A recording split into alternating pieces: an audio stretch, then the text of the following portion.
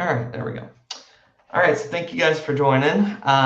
Today we have Nathan to talk about how to optimize with Optimize.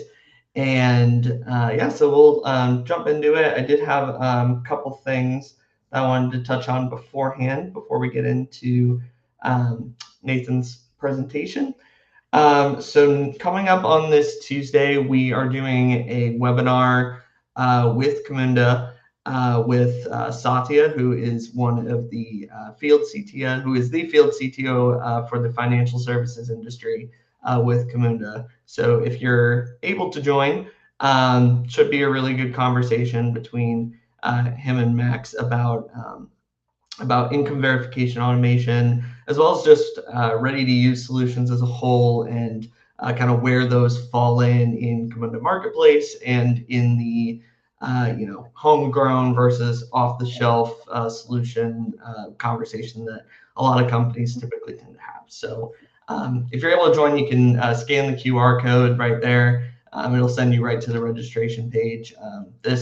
I'll make sure that this deck is available afterwards. So if you do want to refer back to this and figure out where to sign up, it will be there as well.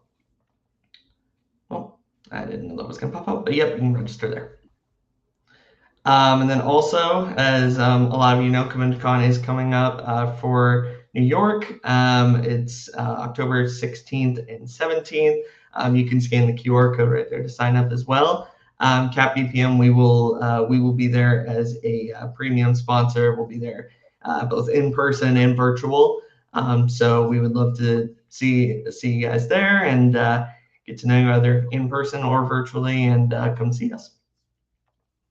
And without further ado, I will pass it over to Nathan. Oh, there it is. I was going to say, you might have to give me permission to share my screen, but it just popped up. Perfect.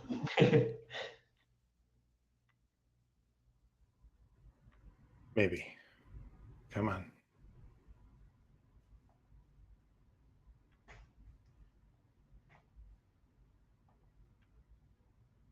There we go. All right, cool. So everybody can see the Camunda documentation, yeah? Yep, I see it. Nods. I got one thumbs up. Cool. So yeah, so I don't have a slide deck or anything for this. I thought slide deck would be quite boring, because anything I'm going to put in the slide deck, you're going to find right here in the documentation, right? So what I'm going to do instead is we're just going to click through some data in Optimize and just kind of look live at some of the features of Optimize. And one specific tip that I've picked up actually relatively recently from one of our amazing BPMN solutions guy named Till, who works for Camunda. If you ever get a chance to chat with Till, if you ever need help with BPMN processes, modeling, design, that man is amazing. So a couple tips I picked up from him I'll share along the way here. But the whole idea behind Optimize is just helping improve your automations, right? It is probably one of the least explored tools in the Camunda stack, at least as far as a lot of our kind of like workshops and trainings and talks go, because it's the one you use last, right? It's the tool that you use after you've done your process modeling and designing and deployment. It's the one that you've done after you've created all of your integrations and tested everything, with code, doing unit tests and integration tests and end-to-end testing. And it comes after you've been in production, and probably after you've been in production for some amount of time, because you need some amount of data to be able to analyze. Otherwise, Optimize isn't going to give you like a particularly accurate reflection of what's going on within your system. So it's one of those tools that kind of comes later in the overall process, and I think that's one of the reasons that it might get overlooked a little bit more than some of the others. But it's definitely one of those last but not least sort of stories where Optimize can really give you a lot of good detail of what's going on and really help you improve your automations and what you're trying to do there. So welcome to Optimize. This is our one of the dashboards. Dashboards are customizable, which I'll talk about in a minute. This is what we're actually seeing on the screen here. Is a demo data set that I stole from our consulting team. If you've ever done a like an onboarding demo or like a pre-sales demo with one of our consultants from Camunda, you've probably seen some form of this application at some point along the way. I do see Talis raised his hand. Do you have a question for later or for now? The letters, the fonts are pretty small. I can blow it up. Uh, yeah, maybe blow up just a little bit. Yeah, I think that's better for everybody. That At good? least for me, it was pretty small, but now it's perfect. Thank you. Yeah, I always forget that I bought one of the fancy new like big 4K monitors, and so everything's tiny. Sorry. All right, so here's the dashboard. And again, this is all test demo data. This is a series of processes, data, and integrations that our consulting team has put together just for testing. So, regardless of what it might look like here with like Camunda customer onboarding, I promise this is all complete garbage data, so you don't need to worry about any secrets or anything being revealed here on this call. But when you first log into Optimize, you're presented with a dashboard. A dashboard is a collection of metrics and KPIs. However, like what you want it to look like is entirely up to you. You can edit all of these. And so that's kind of the first thing I wanted to take a look at here. Under collections, you can create project folders, structure similar to like Web Modeler and other tools that we have. And you can create those dashboards. So if we want to come in here and create a new dashboard, here we go. Um, and this allows you to have different views into the data depending on who the person logging in is or depending on what their role is. You can, of course, maintain as many of those as you need for your particular business, your automations, whatever you need to look at. And we provide a series of templates here for getting started.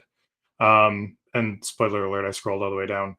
We do support some templates that have the ability to view into multiple processes, which is something that I can't demo with this particular data set. But that is a powerful feature of Optimize too, where whatever you're viewing across one process, you do have the ability to view more holistically across the whole practice if you wanted to. I'm just going to start with a blank dashboard. Ta-da! And look at all of the squares. We can add a description. Hi, NYC meetup. And of course, this is completely customizable for what you want to build. Everything's tile and grid based. So in order to get that kind of default view here, you're able to do that. If you wanted another graph off to the right, you can do that. This is entirely customizable and up to you. And so one of the questions that we often get is like, what do you recommend as the defaults for Optimize? And we really can't answer that question for you. It depends on your process. It depends on what the process is doing. It depends on what metrics matter to you. We have a couple of those kind of templates out there. But what you want that dashboard view to look like is really something you're going to want to spend, a little bit of time, have a meeting, have a conversation, try to figure out what metrics matter for you and get them added into this particular dashboard. I'm just going to add some random things here just to show what it looks like. We can stack them and move them around however we want.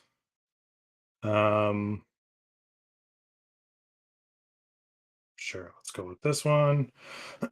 And then, let's say I didn't like that layout. I want this thing to be bigger. So we're going to make it that big. And we're going to line it up this way. And we'll save that dashboard. And there's what it looks like. So this is the real power of Optimize, where you can come in and you can build exactly what you want to see, how you want to see it. You can prioritize that data depending again on what is important to your practice, and also to your practice over time, right? Like you don't have to stick with one single dashboard. You start with one dashboard at the beginning, and then you can iterate on it, release dashboard version 2, release another dashboard that prioritizes different metrics on the screen as your practice grows. So coming back here, if you notice when I was building that dashboard and I went in to add a tile, I'm actually adding what we call a report. Each of the tiles is a mini little report. We can also put in an external website embed or some text if you want like any sort of explainer text on there. And so coming back to the collections, inside of one of your collections, this is where you can define one of those reports. So for instance, the green risks in a month, that is one of the reports that I included on that dashboard that we just built. This is what the report looks like by itself. This is the bar chart along with all of the raw data that it pulled in. And of course, we can come in and edit that and see how the definition is set up. So this is our name, or I'm sorry, this is the process that we're using. We're going to view it by process instance. We're going to measure a count. We're going to start with the month. And then we're going to sort everything ascending. And we're looking for variables of corporation and risk level. So we're able to refine this data to whatever level we want it to be. Of course, within the bounds of whatever your particular process supports, right? If you don't have a variable or a data point within your process for whatever you want to measure, you're not going to be able to create a chart out of that. That's something that has to be made available within the process itself, because of course, Optimize is pulling in this data from the ZB engine. It's coming right out of your processes. It is the raw data. It is not like the random manipulated data source where you get to feed in some third-party data and intermix it all. That's going to be kind of a different solution overall. So in this particular instance, we do have variables for, oh, well, let me edit them. So that's cool. We might have just found a bug, everybody. Let me refresh and see if it'll work. Nope. Cool. That's fun. Interesting. Anyway, we have a variable for corporation, and we want the corporation value to be Kamunbankia, which is our fake organization that we use within this pre-sales demo. And then we're looking for variable risk level, and the value must be green. And then this is the count of process instances where those two match per month over time. So again, here's our process. We're counting the number of process instances at a monthly level where these variables match. And this is an and condition as noted here. So you can come in and build any number of these. I'm going to click through a handful just to see what's in here. I'll be honest, I haven't gone through many of these. So, oh yeah, so this is a combined one.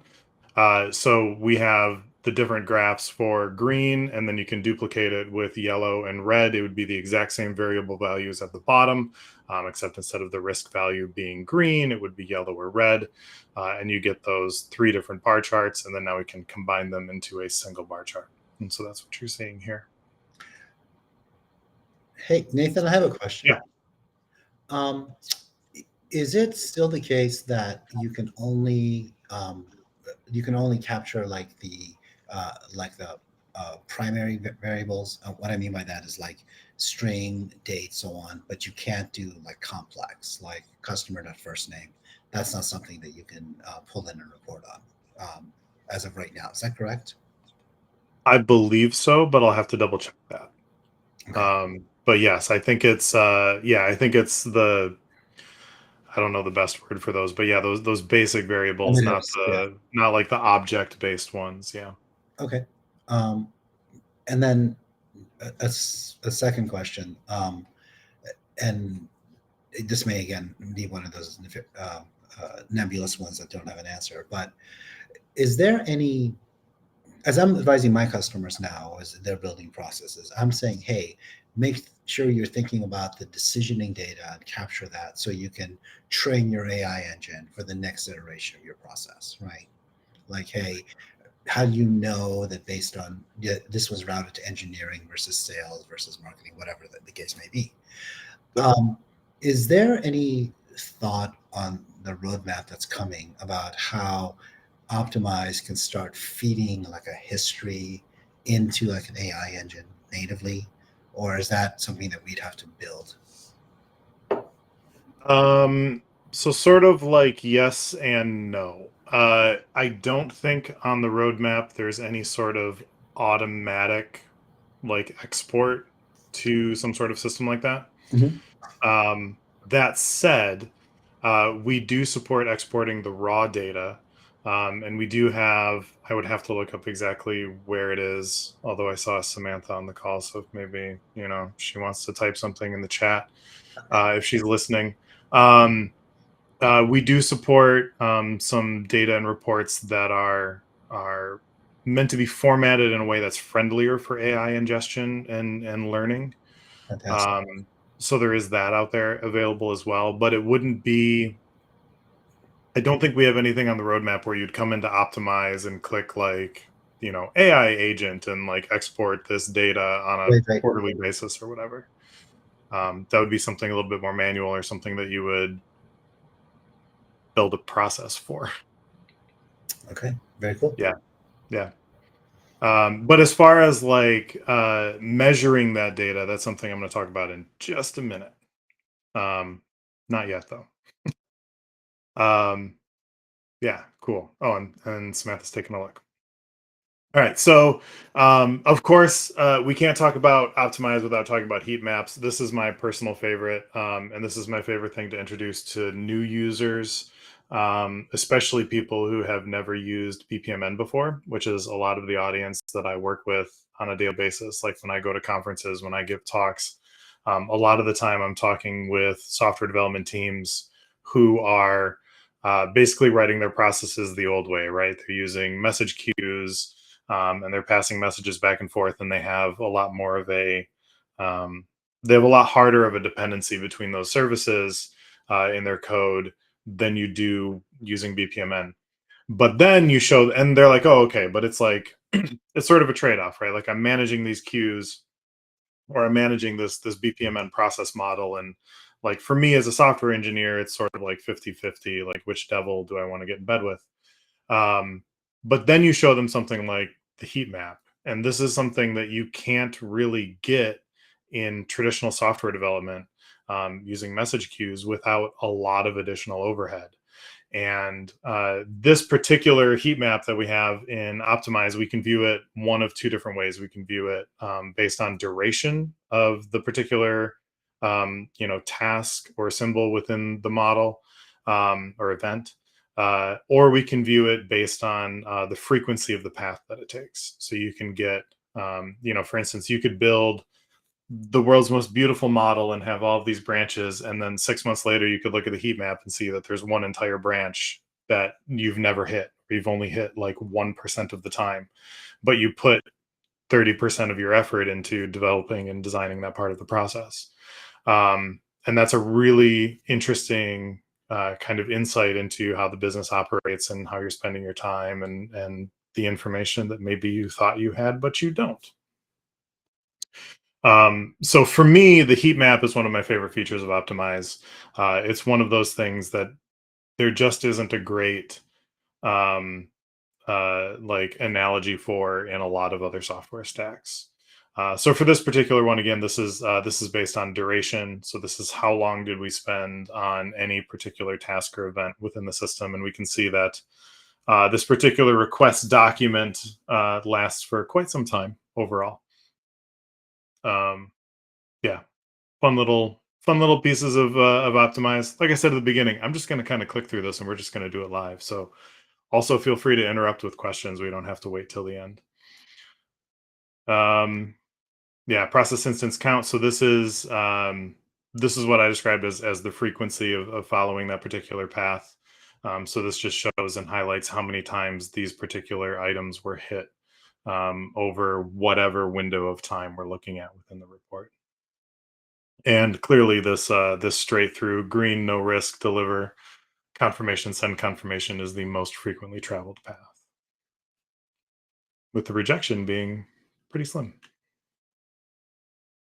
All right. So, having talked about that, one thing I want to share is sort of what Max was hinting at as like, okay, so everything we've sort of looked at right now is the process as a whole, right? We're talking about how many paths did it go down, like what are the frequency of those paths. We're looking at like these bar charts that we looked at.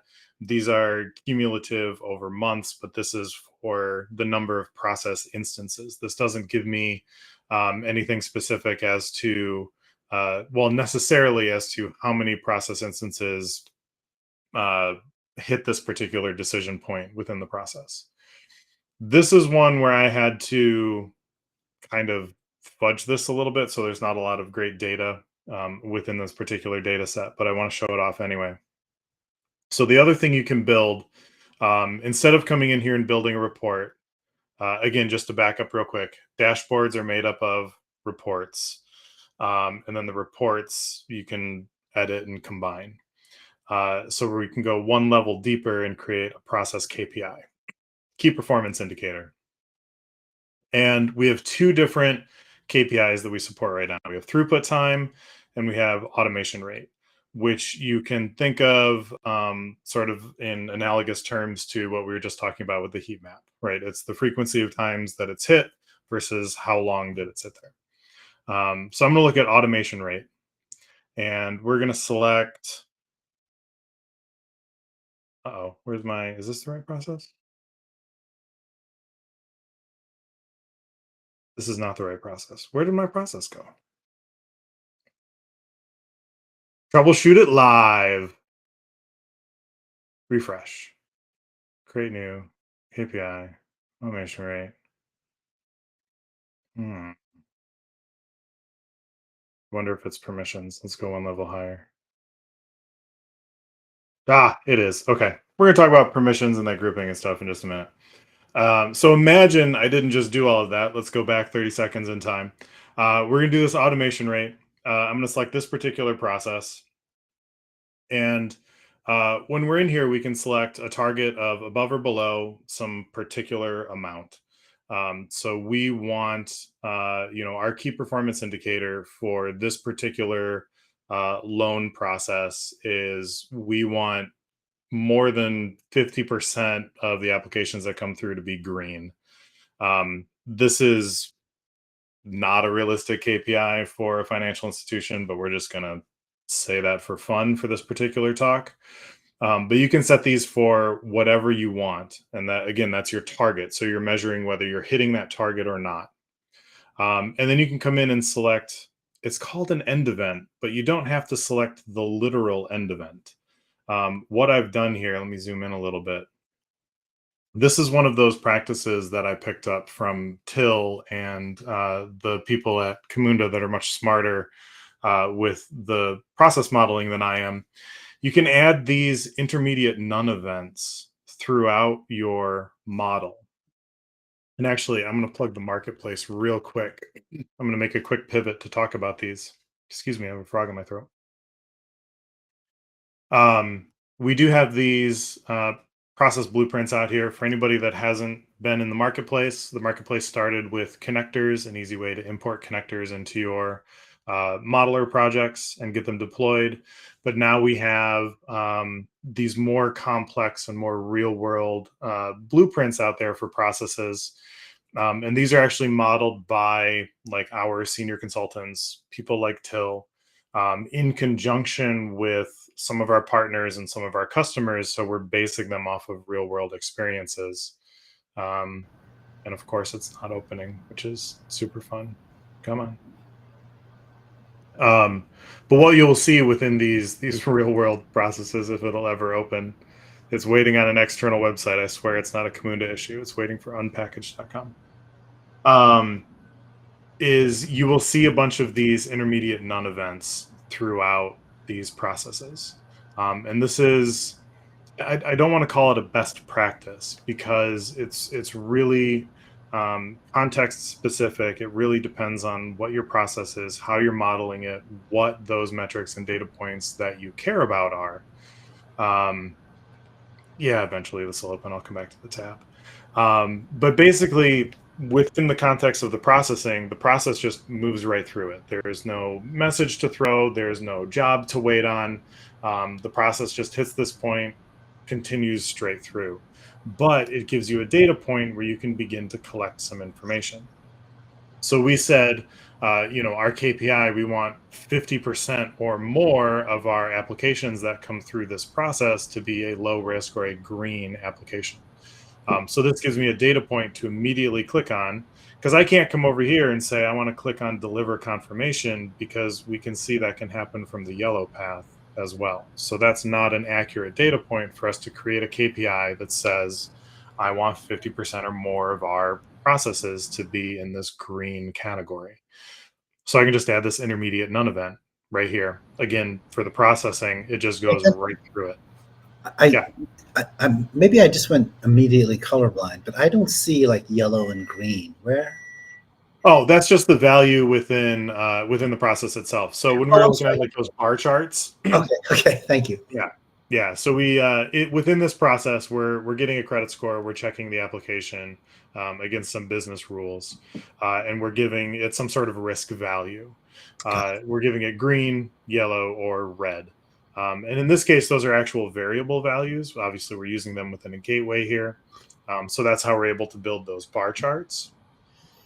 But if we add this intermediate none event, then we can create the KPI off of it. And we're going to select a time frame,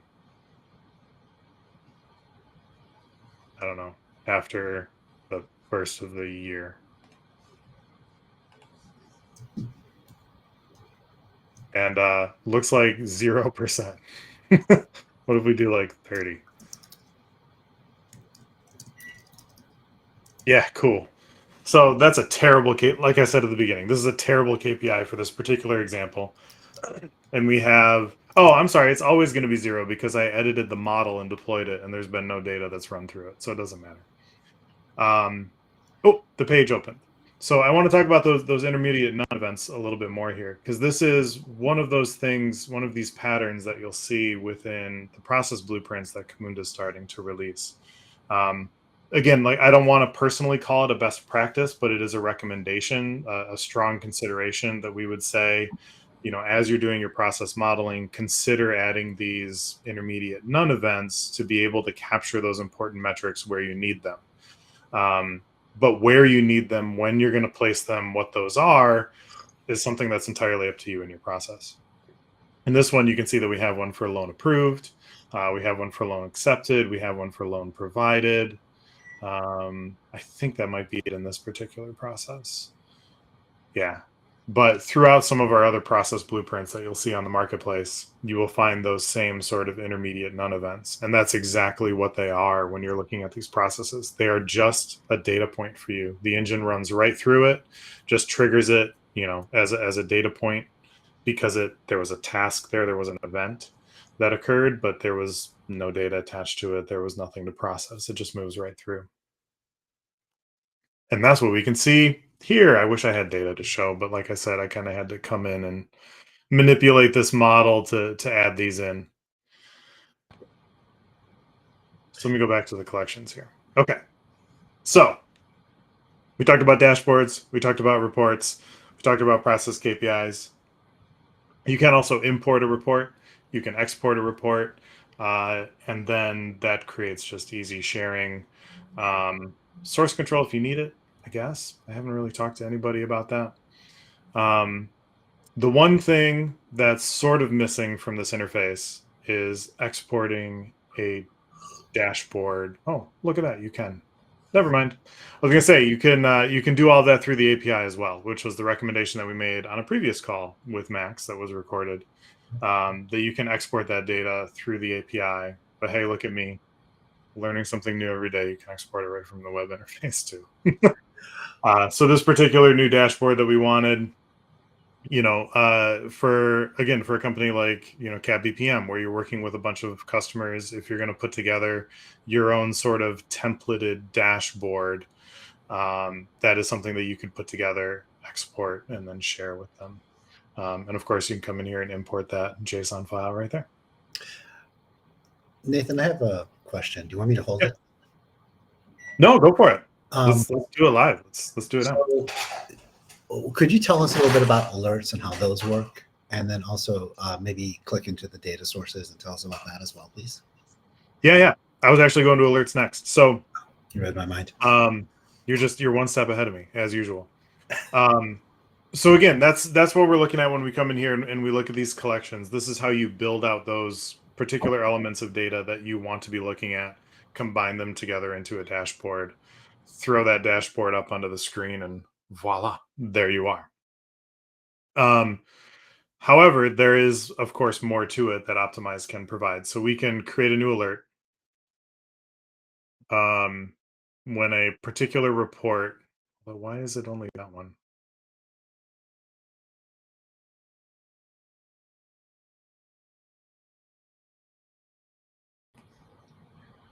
So these alerts are basically data driven, right? Like when Yes. The amount of the loan is over $100,000, and it's the end of the month or something along those lines. Is that correct? Sort of. So there's so the particular. I guess I would actually have to go back to the data to see why it's only giving me this one report. So we have this particular report for the customer onboarding process. We're just looking at the number of process instances that have run within a given amount of time. That match the corporation value of Common Bankia. And then within the alerts, going back, we can create a new alert, name it whatever we want. NYC meetup alert for that particular report. And then we're just watching a value that's coming out of that report. So this isn't complex data. This isn't saying that we've had more than 15 risk level red processes come through. This is a much more lower level sort of configuration or higher level, I guess, depending on how you want to look at it, configuration than that. And then for the time frame, this is not so much like the first of the month necessarily, but we can say we're going to check it every month, or we're going to check it every 24 hours,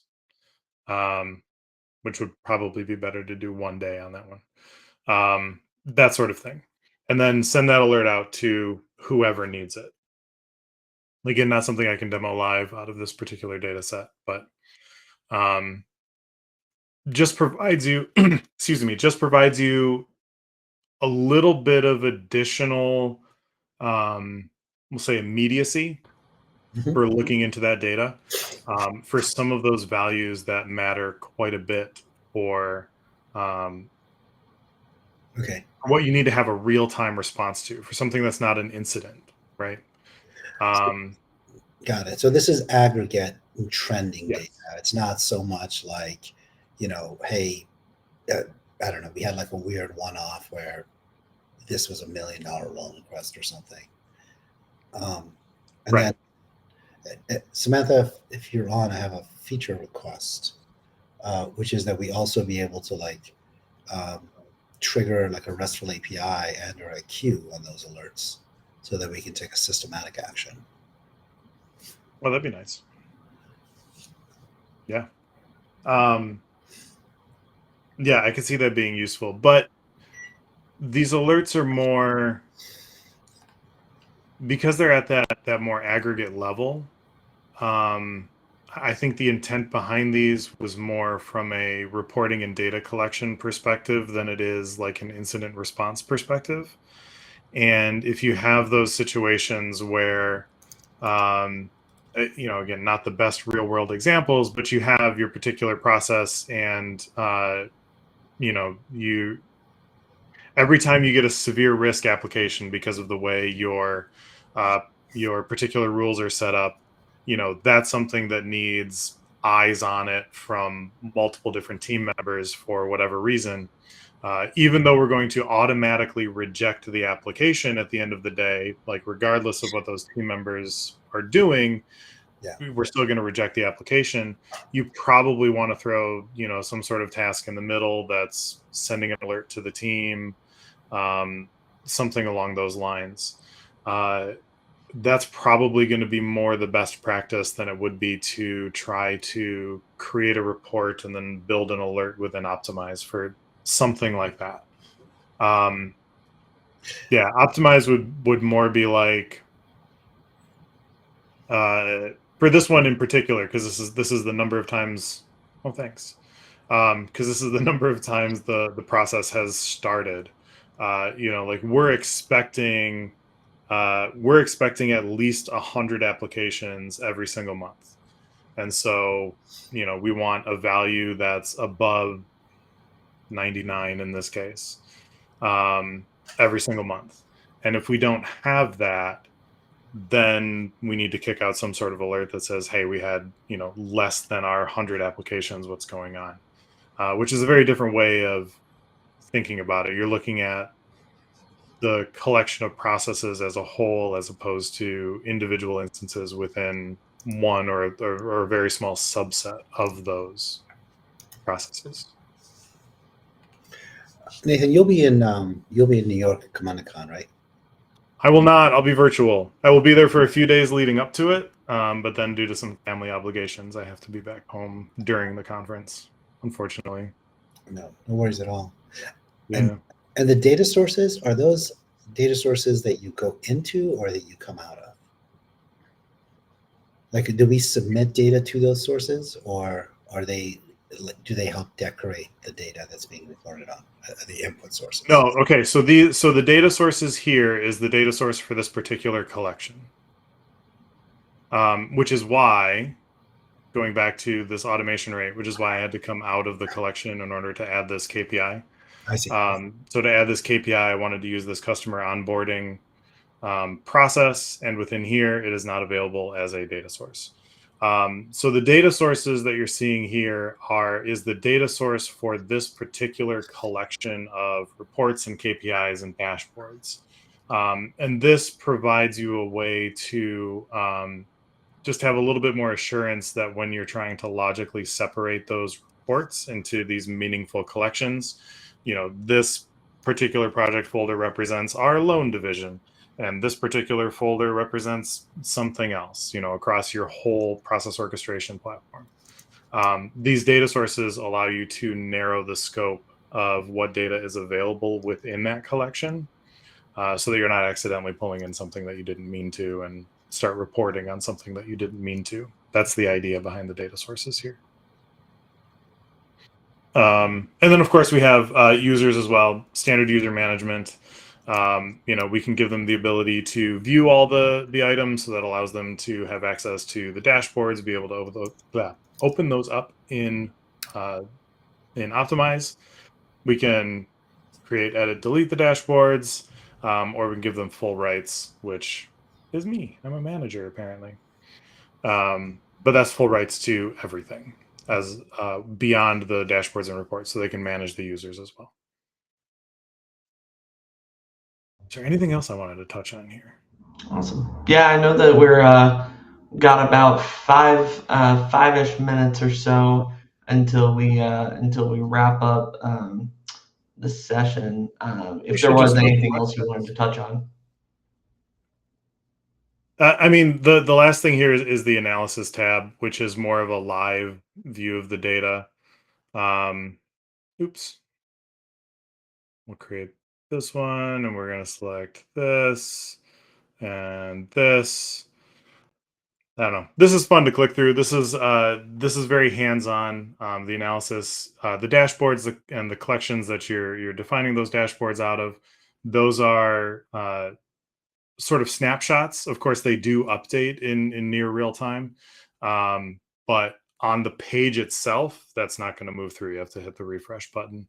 If you need something a little bit more immediate, you can come to this analysis tab. We support these two. I always think it's fun clicking through this just because I like the colors and the way it highlights, and I think it's fun to see. For this particular data set, for the moderate risk, the 2 paths that can come from this gateway to this endpoint, here's how they ran.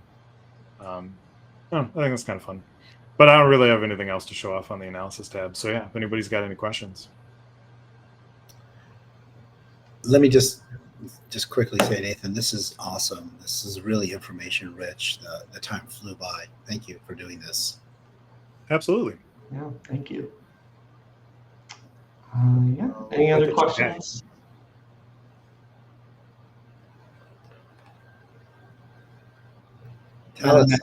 Any questions? Any comments? You got a nice job from Jacob in the chat, so good pat on the back. Yay! Yeah, I don't see any questions in the chat. I was just catching up on what everybody wrote. Yeah, so Samantha shared we have the ML data set. So again, it's not one of those things that automatically exports, but we do have it formatted in a way that is at least friendly towards machine learning. May not be, exactly the format that you need it for whatever you're doing, but it's a start.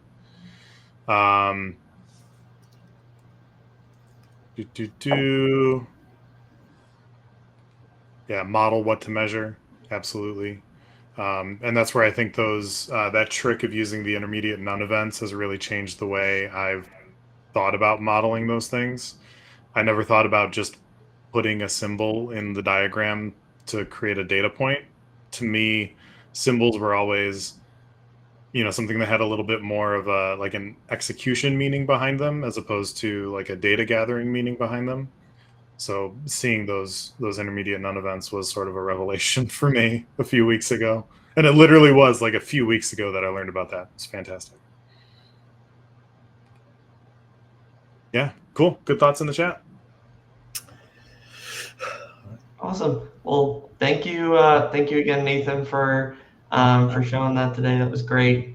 And thanks everybody for joining. And hopefully we'll be seeing a lot of you soon at KimonoCon. Hopefully. Thanks, Nathan. Thank you. Bye, everyone. Thank you.